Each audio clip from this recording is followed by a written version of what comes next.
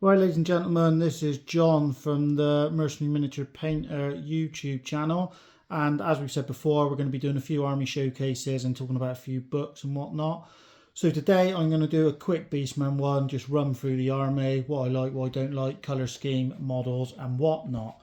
So I'll start with the core, just nice and easy. We got some warhounds over here and here. My paint scheme is pretty standard on these, all sort of flesh colour, and I tried changing up the fur a bit just to give them a little bit more. Playing wise, horrendous unit, not going to lie. No fast cav, no very low leadership, and can cause units to panic quite easily, so you've got to be very careful with them. Don't particularly hit hard when they do get the charge, but they are cheap at that. On to next, the herd. We have got gores, ungores, faux renders, all sorts in there.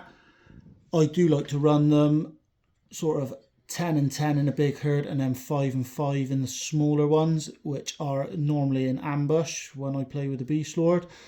They're pretty good, durable. Shields for the gores. Faux renders are quite tough. Dish out quite a lot of attacks if you have double hand weapons, and skirmish is always lovely to have as well. I do like the banner I've done on there, I'm not going to lie, even though the sort of blood is a bit wearing off now. I might have to give that a bit of a touch up. On to the next is the Bestigors. A unit I do like, models I like, paint scheme. Not the best in actual battle terms. Great weapons on infantry is never amazing. But you give them Marcus Lanash, they won't run, they'll stick around, and if you can get them in combat with your magic spells and whatnot, they can do some very good damage. Tuskor Chariots. Now these are some nice models I managed to get 3D printed. I do like them. They are a little bit on the large size compared to normal Beastmen chariots, but they are nice models, so I do like keeping them in there.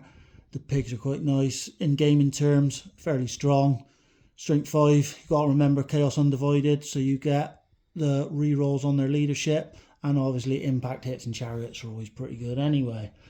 On to the special. I don't have any Dragon Ogres at the moment, but we'll switch straight onto the Centaurs. Again, nice 3D printed models, a little bit on the large side, but a fun unit. They've got some fun rules. There's a drunken rule. You can get stupidity or frenzy, and they can go through woods, and they're pretty quick, and they do hit hard once they're in combat. The next is the Mighty Minos. Now, I have the old school G-Dub ones, and then some 3D printed ones. Again, I do really like the 3D printed ones, but they are on the large side. In game terms, best unit probably on the roster. Given Marcus Lanesh, they won't run, or Corn, and they got plenty of attacks. They dish out a lot of damage, and weapon skill 4 on monstrous infantry is always very good. In the rare, I haven't got a giant out, but I do play him quite a bit. He's a Orcs and Goblins giant, but he deputises as a chaos one when he needs to. But these two fellas, they are in plenty of my armies. They cause mayhem all the time. They're hard to get rid of, and I like giving them Marcus Lanesh again for the 3d6 movement. Characters quickly. Shaggy over there, I generally run him not as a lord. He normally fills the rare slot. Good fighter.